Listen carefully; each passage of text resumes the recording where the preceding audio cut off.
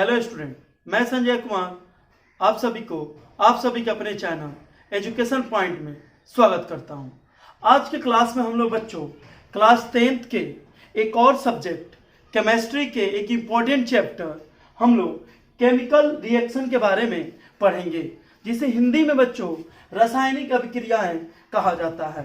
तो रासायनिक अभिक्रिया क्या है, इसे जानने से पहले हम लोग बच्चों कुछ क्लास पीछे चलते हैं। हम लोगों ने अपने पिछले क्लास में ये पढ़ा होगा कि केमिकल चेंजिंग और फिजिकल चेंजिंग क्या है। तो भौतिक परिवर्तन और रासायनिक परिवर्तन क्या है। तो भौतिक परिवर्तन बच्चों किसे कहते हैं, पहले आप ये याद कर लें। तो भौतिक परिवर्तन उस परिवर्तन को कहते हैं जिसमें बच्चों पुनः पहले वाले अवस्था में आया जा सके। जैसे कि जब वाटर को कोल्ड किया जाता है तो आइस में कन्वर्ट हो जाता है, फिर आइस को बच्चों जब हम लोग हीट करते हैं तो फिर वह वाटर में चला आता है। तो इस प्रकार के जो चेंजेज होते हैं उन्हें फिजिकल चेंज कहते हैं। और केमिकल चेंज बच्चों वो हैं नए सब्सटेंस का फॉर्मेशन हो जाता है, उसे किसी भी फिजिकल प्रोसेस द्वारा उसे पहले वाले रूप में हम लोग नहीं ला सकते। जैसे आप लोगों ने देखा होगा कि जब दूध से दही बन जाता है बच्चों, तो दही से दूध हम लोग किसी भी प्रोसेस से प्राप्त नहीं कर सकते, ठीक है ना बच्चों। उसी टाइप के जब हम लकड़ी को जला देते हैं तो जब वो राख बन जाता है तो हम लोग किसी भी प्रोसेस के द्वारा उस राख से लकड़ी को नहीं पा सकते। तो इस टाइप के जो चेंजेज होते हैं बच्चों उसे हम लोग केमिकल चेंज कहते हैं। उसी से रिलेटेड आज हम लोग को पढ़ना है बच्चों केमिकल रिएक्शन, रासायनिक अभिक्रिया।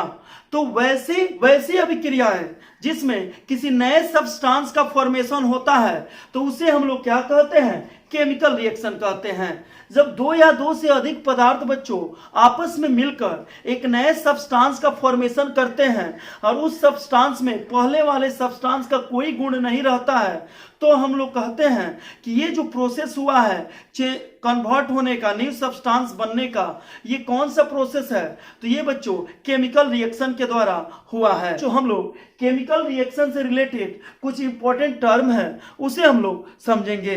तो पहला जो टर्म है बच्चों वो क्या है उसे हम लोग देखें। अब हम लोग बच्चों केमिकल रिएक्शन से रिलेटेड ये जो इंपॉर्टेंट दो टर्म आपको दिख रहे हैं, एक रिएक्टेंट दूसरा प्रोडक्ट, इसके बारे में हम लोग जानेंगे।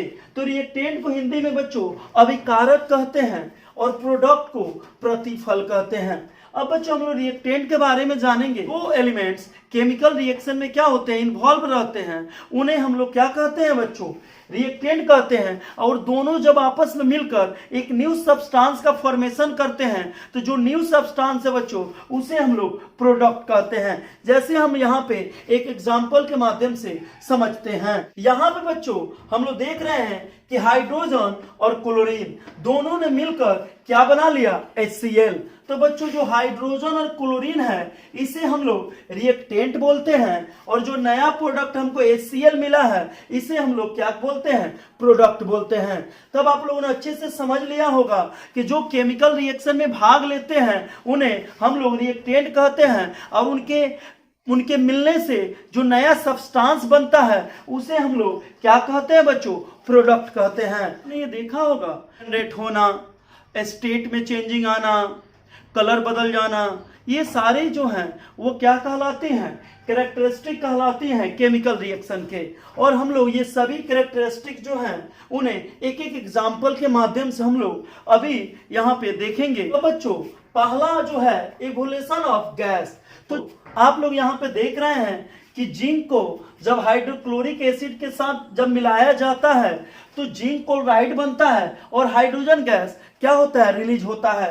तो ये जो प्रोसेस होता है इसमें गैस का क्या होता है बच्चों, एवोल्यूशन होता है। मतलब यहाँ पे बच्चों हम लोग ये देखेंगे कि सोडियम सल्फेट को जब बेरियम क्लोराइड के साथ रिएक्शन कराया जाता है, कहने का मतलब ये है बच्चों कि सोडियम सल्फेट और बेरियम क्लोराइड को जब आपस में मिलाया जाता है तो बेरियम सल्फेट का क्या बनता है, अवक्षेप बनता है, प्रेसिपिटेट बनता है बच्चों। इस यहाँ पे ऐसे एरो के साइन द्वारा हम लोग दर्शाते हैं। इसका ये मतलब होता है कि जो ये प्रेसिपिटेट है बच्चों, वो पेंदी में जो बर्तन होता है उसके पेंदी में जाकर क्या हो रहा है, बैठ रहा है, और साथ ही बच्चों सोडियम क्लोराइड बनकर आपको मिलता है। ये बच्चों नेक्स्ट एग्जांपल से हम ये देखते हैं कि कैसे टेम्परेचर में चेंजिंग होता है। यहाँ पे बच्चों हम लोग को ये देखना है कि चेंज इन टेम्परेचर, तो टेम्परेचर में चेंज होने का मतलब ये हुआ बच्चों कि टेम्परेचर बढ़ जाना या टेम्परेचर घट जाना। तो दो टाइप्स के रिएक्शन आपको मिलते हैं, एक जो थर्मिक रिएक्शन, एक को मिलता है बच्चों इंडोथर्मिक। तो एक जो थर्मिक रिएक्शन में ये होता है बच्चों कि वहां पे हीट जनरेट होता है, मतलब हीट निकलता है, और थर्मिक में क्या होता है बच्चों, हीट जो होता है वो ऑब्जर्व हो जाता है, मतलब जो भी टेम्परेचर होता है वो क्या होता है, गिर जाता है। तो यहाँ पे हम लोग देख रहे हैं बच्चों कि कैल्शियम ऑक्साइड और जल को जब मिलाया जाता है तो आपको कैल्शियम हाइड्रोक्साइड बनता है, और साथ ही बहुत मात्रा में क्या निकलता है बच्चों, हीट जनरेट होता है। ये आपने अपने घर पे भी देखा होगा कि जब आपके घर पे जब पेंट होता है बच्चों, जब मार्केट से आप लोग चूना जब खरीद के लाते हैं, कैल्शियम ऑक्साइड का चूना भी बोला जाता है, इसे जब वाटर में मिलाया जाता है बच्चों तो आपने क्या देखा होगा कि भाप निकलना चालू होता है। क्या हुआ बच्चों कि हीट क्या हो रहा है, जनरेट हो रहा है, हीट क्या हो रहा है, निकल रहा है। रिएक्शन को बच्चों हम लोग क्या बोलते हैं, एक्सोथर्मिक रिएक्शन बोलते हैं। अब हम लोग एक और एग्जांपल लेंगे और इंडोथर्मिक रिएक्शन को भी समझेंगे। तो हम लोग इंडोथर्मिक रिएक्शन का एक एग्जांपल देखते हैं। जब बच्चों अमोनियम क्लोराइड को बेरियम हाइड्रोक्साइड के साथ मिक्स किया जाता है तब बच्चों यहाँ पे जो टेम्परेचर हो जाता है वो क्या हो जाता है बच्चों, लो हो जाता है, ठीक है ना। तो ये एग्जांपल से हमने देखा कि इंडोथर्मिक रिएक्शन कौन कौन से सब्सटेंस को आपस में मिलाने से।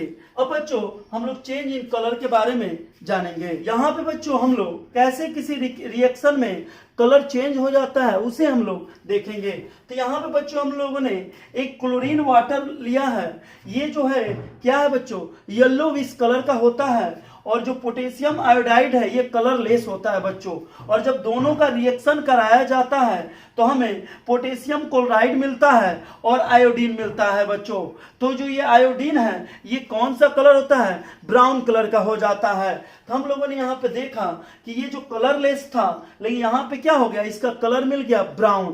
तो यहाँ पे हम लोगों ने क्या देखा बच्चों कि केमिकल रिएक्शन के फलस्वरूप कलर भी क्या हो जाते हैं, चेंज हो जाते हैं। तो बच्चों चेंज फिजिकल स्टेट के बारे में जानना है। आप लोगों ने देखा होगा कि बहुत सारे जो रिएक्शन होते हैं उनमें क्या होता है, उसका स्टेट बदल जाता है। स्टेट बदलने का मतलब हुआ बच्चों कि वो सॉलिड स्टेट में रहता है तो लिक्विड में कन्वर्ट हो जाता है, लिक्विड में रहता है तो गैस में कन्वर्ट हो जाता है। जैसे आप लोगों ने देखा होगा मोमबत्ती सॉलिड स्टेट में रहता है, जब उसको बर्न किया जाता है, जलाया जाता है तो वह लिक्विड में कन्वर्ट हो जाता है, और उसके कुछ पार्ट जो होते हैं वो गैस वेपर के रूप में क्या हो जाते हैं, कन्वर्ट हो जाते हैं।